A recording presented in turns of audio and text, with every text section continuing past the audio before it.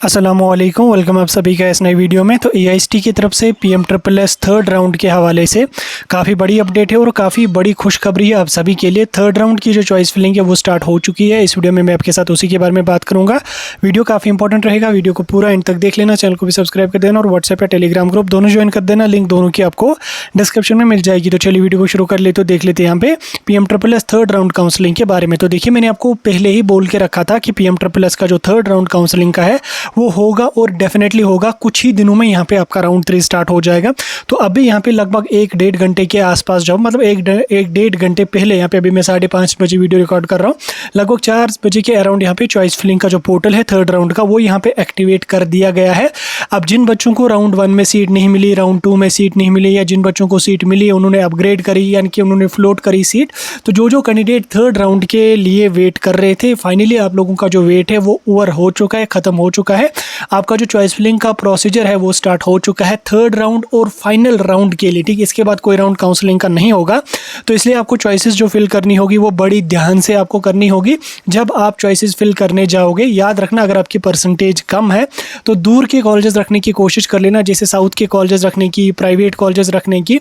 North में ज़्यादा preference नहीं देना, नॉर्थ में आपको मिलने के चांस नहीं है। अगर आपकी परसेंटेज कम है तो नॉर्थ को आप स्किप कर लेना या लास्ट पे रख लेना। आप जो वो साउथ साइड के कॉलेजेस को पहले रख लेना, ईस्ट वेस्ट सेंट्रल के कॉलेजेस फिर रख लेना, देन उसके बाद लास्ट पे जो वो आप नॉर्थ के कॉलेजेस को जो वो रख लेना। ठीक, प्रेफर करना ज़्यादातर प्राइवेट और साउथ के कॉलेज। ठीक, देखो प्राइवेट मिले गवर्नमेंट मिले, दोनों जगहों पे आपको स्कॉलरशिप मिलता है, दोनों डिग्रीज सेम होती है, दोनों डिग्रीज वैलिड होती हैं, कोई इशू उसमें नहीं है। ठीक, प्राइवेट में ये होता है कि ज़्यादा बच्चे जाते नहीं हैं या ज़्यादा बच्चे दूर जाना चाहते नहीं हैं, तो उस वजह से वहाँ पर थोड़ा सा कट ऑफ जो है वो कम हो जाता है। और उसके अलावा जिनको यहाँ पे बीएससी नर्सिंग में जाना है, याद रखना बीएससी नर्सिंग के लिए आपको नीट और बोपी कंपलसरी है।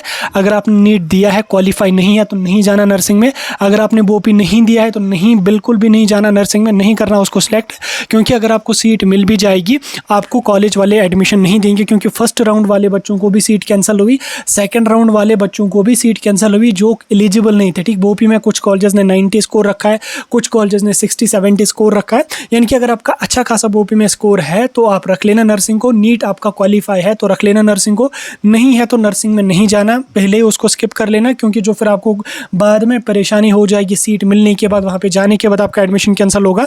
उससे बेहतर है कि आप उसको सिलेक्ट ही ना करें। फार्मेसी में चले जाओ, इंजीनियरिंग में अगर आप एलिजिबल हो उसमें चले जाओ, जनरल में अगर आपने सीयूईटी वगैरह दिया है उसमें चले जाओ।